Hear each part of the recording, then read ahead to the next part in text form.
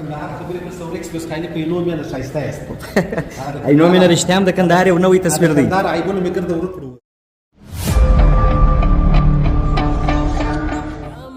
لمب لمب پوینو کې لت پت وطن دا جنت جنت وطن دا جنت وطن دلته هزار دی کتا جگ دې سره ورونه دی هم کپا شي پښتون ازبک دې سره ورونه دی کور د مسلمان د یو ملت یو وحدت وطن دا جنت جنت وطن. کور نړېدل څومره لوی مشکل دی نو جوړېده یې بیا دغونه خوندوره هم دي. الله دې موږ توفیق راکړي د چا د کور د جوړېدو سبب جوړ سو د خرابېدو سبب جوړ نه سو.